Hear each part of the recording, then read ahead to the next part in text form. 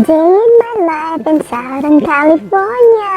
Another day, another vlog na naman tayo.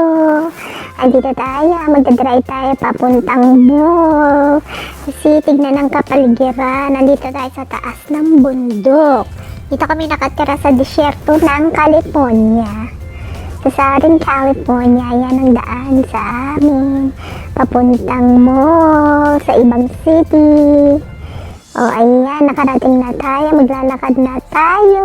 O ayan, o syempre, ayan ang Macy dito sa Rancho Cucamonga. Dito kami palagi namamasyal para magtingin-tingin ng mga kung ano-ano. Basta maganda yung mall na yan. Pasok tayo, pasukin natin ang mall na yan. Lahat nandiyan na. Dalawang building yan sa magkabilang kanto. Oh, di ba? Ang ganda, daming palm tree. Oh, di ba? Ang ganda, di ba? Oh, yan ang Macy's. Oh, yan pindutin natin yan para hindi na natin hawakan ng pinto. Oh, di ba? Automatic. Ayan, tinan mo naman ang anak ko. Oh, di ba? Pumasok na. Ayan, yan yung mga pang menswear. Yung mga pang adult size. Ang gaganda ng mga design. Hindi ko lang alam kung may sale ngayon. Sige, tingin-tingin tayo. Ang pakay talaga namin dito ay ang bila ng damit ang aking Junakis, ang aking bunso.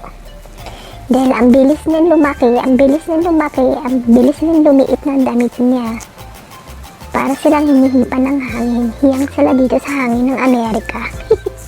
Ang bilis nila lumaki. Ayan, sige, lakad-lakad tayo. Patingin-tingin. Itong building na to, puro lang to menswear tsaka boyswear. Yung mga pang boys, pang baby, pang kids. Yan, yung mga ladies wear na doon sa isang building. Maglalakad ka pa sa kabilang Macy. Dalawang building kasi ito eh. Ito pang mga panlalaki. Yan, may hugo pa, o diba? Hugo o yugo, ano no? Paano i-pronounce yan? Ayan, may Jordan pa dito, o diba? Pero syempre, maliit pa siya. Hindi pa pwedeng bilan ng mga Jordan yan kasi ang bilis na lumaki. Pag malaki na talaga siya, mag-ipon siya ng perang pambili niya. Pasaway na nanay eh, no? O, ayan, ito naman yun sa mga kids section, no? Ang gaganda kapag mga kids section, no? Lalo na pag baby girl, ang daming pagpipilian, no? Diba, tingin-tingin. Mga pang baby girl. O, ayan. Punta muna tayo dahil sa haba ng biyahe na namin. Pupunta muna kami ng bathroom. O, ayan. Sige, lakad-lakad na naman. Yan yung mga pang baby girl. O, ayan naman ang mga pangkatulad na ng aking size ng aking Junakis. O, diba? Tingin-tingin tayo dyan kung magugustuhan na design para sa kanya. Yan, lagi namin siya binibilan dito sa Tommy Hilfiger. Ang gaganda kasi ng design yan para sa mga bata. Lalo na sa anak ko kasi nga lalaki siya. O, diba? Halos lahat nga ng design dito meron na yan si DJ. Pag-iitan na lang yun. Ang gaganda ng design, diba? Ang gaganda ng kulay. Hanap-hanap ng ka-size niya. Yung size niya. Yung size ni DJ ay pang 16 na eh. Dahil ang tangkad ng anak ko. 9 years old lang siya pero ang tangkad niya kasi ang bilis niya lumaki. Yan, tingin-tingin ng mga design, kung ano magugustuhan niya. Pili-pili siya dyan. O yan, naka 40% sale daw. Kaya na naman, pinalabang sale. Malalaman mo yan kapag nagpahit ka na. O, diba? Ang ganda ng mga design nila. Ang ganda ng mga kulay. Sige, pili ng pili, window shopping, o, diba? Hanggang sa makapili ng gusto niya. O, napunta na naman tayo dito sa mga pambata. Ay, hindi pala. Sinukat niya pala yung mga damit. Nandun siya sa daddy niya. Para naman sa layo ng biyahe na hindi na bumalik. Kailangan masigurong kasya sa kanya yun. O, eto na pala, o, yung mga napiling damit, o. Marami-rami na rin to. Sige, para yung lakad ng anak ko.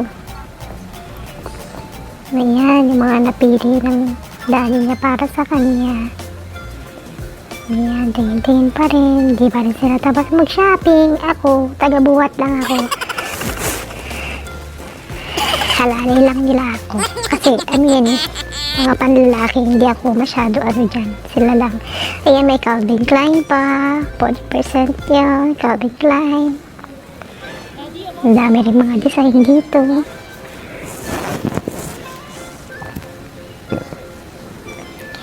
Sige, pili ng pili, tingin-tingin, pati mga pansimba, o, diba?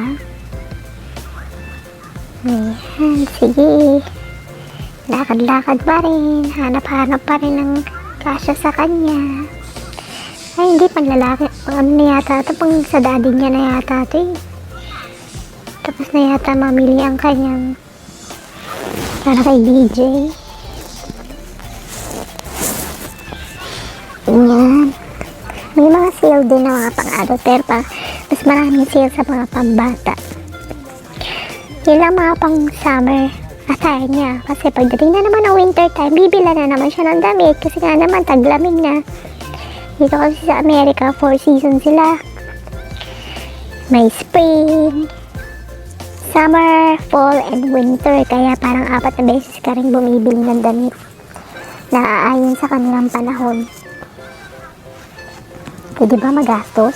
Hindi katulad sa Pilipinas na 2 season lang, rainy season and summer season. Yun lang, mga damit ng panggamit. Pag dito sa ibang bansa, kadalasan mga 4 season, so lagi kang bili ng damit. O ayan, patingin-tingin pa ako sa salamin. Sige, ako naman, lakad-lakad lang rin dito, pasyal-pasyal. Tingin-tingin lang rin, window-window shopping. Mga panlalaki yan eh. Ako lang taga-suggest ko anong magandang kulay. Ay, tapos na pala kami mamili. Eto na, lalabas na pala kami. Ayan na, tapos na palang mamili. Hindi na pala na-videohan na nagbayad kami. O, diba? Magandang panahon ngayon. O, diba? Ayan na. Siguro pa nag-stay kami ng 1 hour dyan. Para lang, o, ayan na. Tuwan-tuwa na yung anak ko. Dami na lang nabiling damit. Panglakad na at pangsimba. O sige, sa susunod ulit. Paalam!